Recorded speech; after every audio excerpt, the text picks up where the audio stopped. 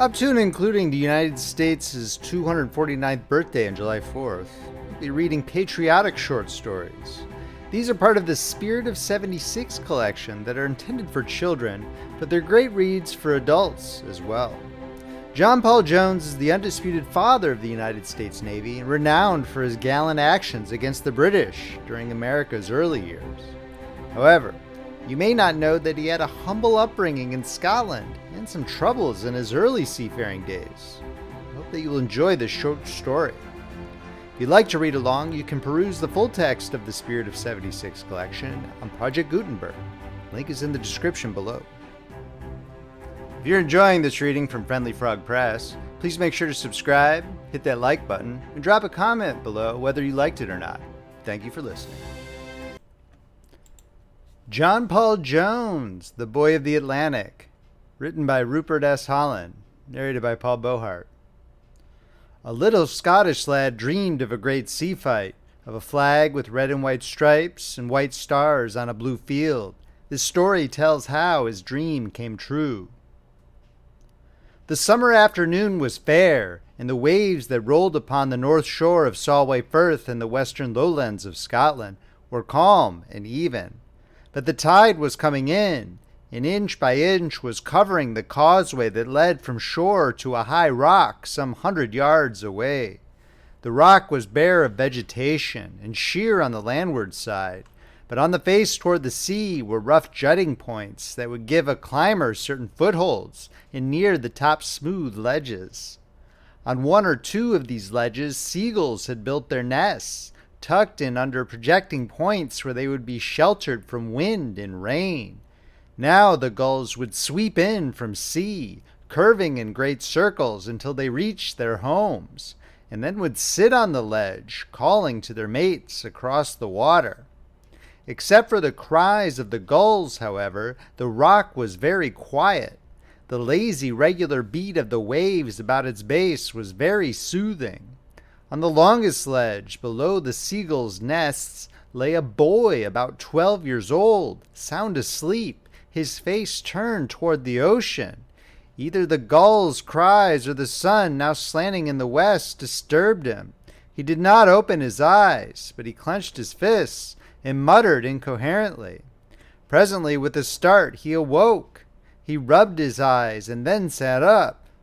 "What a queer dream," he said aloud. The ledge where he sat was not a very safe place. There was scarcely room for him to move, and directly below him was the sea.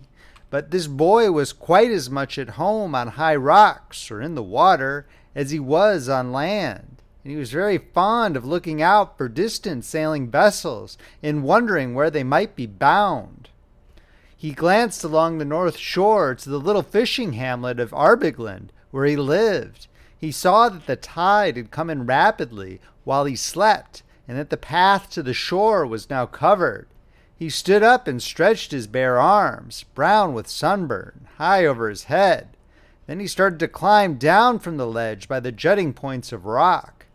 He was as sure-footed as any mountaineer. His clothes were old, so neither rock nor sea could do them much harm. His feet were bare. He was short but very broad, and his muscles were strong and supple. When he came to the foot of the rock, he stood a moment, hunting for the deepest pool at its base. Then, loosing his hold, he dove into the water. In a few seconds, he was up again, floating on his back, and a little later he struck out, swimming hand over hand toward a sandy beach to the south. A young man, wearing the uniform of a lieutenant in the British Navy, stood on the beach, watching the boy swim. When the latter had landed and shaken the water from him much as a dog would, the man approached him. "Where on earth did you come from, John Paul?" he asked with a laugh. "The first thing I knew I saw you swimming in from sea." "I was out on the rock asleep," said the boy. "The tide came up and cut me off. And oh, Lieutenant Pearson, I had the strangest dream. I dreamt I was in the middle of a great sea fight. I was captain of a ship, and her yard arms were on fire, and we were pouring broadsides into the enemy, afraid any minute that we'd sink. How we did fight that ship!" The young officer's eyes glowed. "And I hope you may some day, John," he exclaimed. "But the strangest part was that our ship didn't fly the English flag," said the boy. "At the masthead was a flag I'd never seen, red and white with a blue field filled with stars in the corner. What country's flag is that?" Pearson thought for a moment. "There's no such flag," he said finally. "I know them all. There's none like that. The rest of your dream may come true, but not that about the flag. Come, let's be walking back to Arbigland." Although John Paul's father came of peaceful farmer and fisher folk who lived about Solway Firth, his mother had been a Highland lassie, descended from one of the fighting clans in the Grampian Hills. The boy had much of the Highlanders' love of wild adventure and found it hard to live the simple life of the fishing village. The sea appealed to him, and he much preferred it to the small Scotch parish school. His family were poor, and as soon as he was able, he was set to steering fishing yawls and hauling lines. At 12, he was as sturdy and capable as most boys at 20. Many men in Arbigland had heard John Paul beg his father to let him cross the Solway to the port of Whitehaven and ship on some vessel bound for America, where his older brother William had found a new home. But his father saw no opening for his younger son in such a life. All the way back to town that afternoon, the boy told Lieutenant Pearson of his great desire, and the young officer said he would try to help him. The boy's chance, however, came in another way. A few days later, it chanced that Mr. James Younger, a big ship owner, was on the landing place of Arbigland when some of the villagers caught sight of a small fishing yawl beating up against a stiff northeast squall, trying to gain the shelter of the little tidal creek that formed the harbor of the town. Mr. Younger looked long at the boat and then shook his head. "I don't think she'll do it," he said dubiously. Yet the boat came on, and he could soon see that the only crew were a man and a boy. The boy was steering, handling the sheets, and giving orders, while the man simply sat on the gunwale to trim the boat. "Who's the boy?" asked the shipowner. "John Paul," said a bystander. "That's his father there." Mr. Younger looked at the man pointed out, who was standing near, and who did not seem to be in the least alarmed. "Are you the lad's father?" he asked. The man looked up and nodded. "Yes, that's my boy John, conning the boat," said he. "He'll fetch her in. This isn't much of a squall for him." The father spoke with truth. The boy handled his small craft with such skill that he soon had her alongside the wharf. As soon as John Paul had landed, Mr. Younger stepped up to the father and asked to be introduced to the son. Then the shipowner told him how much he had admired his seamanship and asked if he would care to sail as master's apprentice in a new vessel he owned, which was fitting out for a voyage to Virginia and the West Indies. The boy's eyes danced with delight. He begged his father to let him go, and finally Mr. Paul consented. The 12-year-old boy had won his wish to go to sea. A few days later, the brig Friendship sailed from Whitehaven with small John Paul on board, and after a slow voyage which lasted 32 days, dropped anchor in the Rappahannock River of Virginia. The life of a colonial trader was very pleasant in 1760. The sailing vessels usually made a triangular voyage, taking some 6 months to go from England to the colonies, then to the West Indies, and so east again. About 3 of the 6 months were spent at the small settlements on shore, discharging goods from England, taking on board cotton and tobacco, and bartering with the merchants. The Virginians who lived on their great plantations with many servants were the most hospitable people in the world, always eager to entertain a stranger, and the English sailors were given the freedom of the shore. The Friendship anchored a short distance down the river from where John Paul's older brother lived, and the boy immediately went to see him and stayed as his guest for some time. This brother William had been adopted by a wealthy planter named Jones, and the latter was delighted with the young John Paul and tried to get him to leave the sailor's life and settle on the Rappahannock. But much as John liked the easy life of the plantation, the fine riding horses, the wide fields and splendid rivers, The call of the sea was dearer to him, and when the Friendship dropped down the Rappahannock bound for Tobago and the Barbados, he was on board of her. Those were adventurous days for sailors and merchants. Money was to be made in many ways, and consciences were not over careful as to the ways. The prosperous traders of Virginia did not mind taking an interest in some ocean rover bound on pirates' business, or in the more lawful slave trade with the west coast of Africa. For a time, however, young John Paul sailed for Mr. Younger and was finally paid by being given a 1/6 interest in a ship called King George's Packet. The boy was now first mate, and trade with England being dull, he and the captain decided to try the slave trade. They made prosperous voyages between Jamaica and the coast of Guinea, helping to found the fortunes of some of the best-known families of America by importing slaves. After a year, however, John Paul tired of the business and sold his share of the ship to the captain for about 1,000 guineas. He was not yet 21, but his seafaring life had already made him fairly well-to-do. He planned to go home and see his family in Scotland and took passage in the brig John O'Gaunt. Life on shipboard was full of perils then, and very soon after the brig had cleared the Windward Islands, the terrible scourge of yellow fever was found to be on the vessel. Within a few days, the captain, the mate, and all of the crew but 5 had died of the disease. John Paul was fully exposed to it, but he and the 5 men escaped it. He was the only one of those left who knew anything about navigation, so he took command. And after a stormy passage with a crew much too small to handle the brig, he managed to bring her safely to Whitehaven with all her cargo. He handled her as skillfully as he had the small yawl in Solway Firth. The owners of the John O'Gaunt were delighted and gave John Paul and his 5 sailors the 10% share of the cargo which the salvage laws entitled them to. In addition, they offered him the command of a splendid full-rigged new merchantman which was to sail between England and America, and a 10th share of all profits. It was a very fine offer to a man who had barely come of age, but the youth had shown that he had few equals as a mariner. Good fortune shone upon him.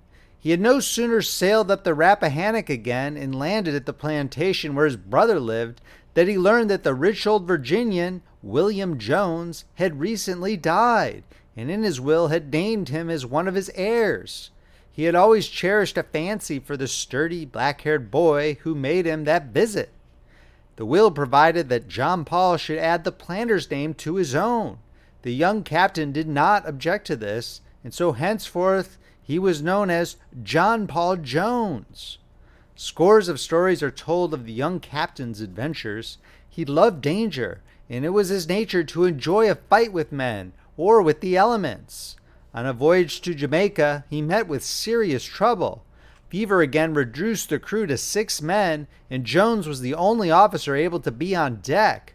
A huge Negro named Maxwell tried to start a mutiny and capture the ship for his own uses. He rushed at Jones, and the latter had to seize a belaying pin and hit him over the head. The man fell, badly hurt, and soon after reaching Jamaica, died. Jones gave himself up to the authorities and was tried for murder on the high seas. He said to the court, "I had 2 brace of loaded pistols in my belt and could easily have shot him. I struck with a belaying pin in preference, because I hoped that I might subdue him without killing him." He was acquitted and soon after offered command of a new ship built to trade with India. The charm of life in Virginia appealed more and more strongly to the sailor. He liked the new country, the society of the young cities along the Atlantic coast, and he spent less time on the high seas and more time fishing and hunting on his own land and in Chesapeake Bay. He might have settled quietly into such prosperous retirement had not the Minutemen of Concord startled the New World into stirring action. John Paul Jones loved America, and he loved ships. Consequently, he was one of the very first to offer his services in building a new navy. Congress was glad to have him. He was known as a man of the greatest courage and of supreme nautical skill. On September 23, 1779, Paul Jones, on board the American ship Bonhomme Richard, met the British frigate Serapis off the English coast. A battle of giants followed, for both ships were manned by brave crews and commanded by extraordinarily skillful officers. The short, black-haired, agile American commander saw his ship catch fire, stood on his quarterdeck while the blazing spars, sails, and rigging fell about him, while his men were mowed down by the terrific broadsides of the Serapis, and calmly directed the fire of shot at the enemy. Terribly as the Bonhomme Richard suffered, the Serapis was in still worse plight. 2/3 of her men were killed or wounded when Paul Jones gave the signal to board her. The Americans swarmed over the enemy's bulwarks and, armed with pistol and cutlass, cleared the deck. The captain of the Serapis fought his ship to the last, but when he saw the Americans sweeping everything before them and already heading for the quarterdeck, he himself seized the ensign halyards and struck his flag. Both ships were in flames, and the smoke was so thick that it was some minutes before the men realized his surrender. There was little to choose between the two vessels. Each was a floating mass of wreckage. A little later, the English captain went on board the Bonhomme Richard and tendered his sword to the young American. The latter looked hard at the English officer. "Captain Pearson?" he asked questioningly. The other bowed. "I thought so. I am John Paul Jones, once Small John Paul, of Arbigland in the Firth. Do you remember me?" Pearson looked at the smoke-grimed face, the keen black eyes, the fine figure. "I shouldn't have known you. Yes, I remember now." Paul Jones took the sword that was held out to him and asked one of his midshipmen to escort the British captain to his cabin. He could not help smiling as a curious recollection came to him. He looked up at the masthead above him.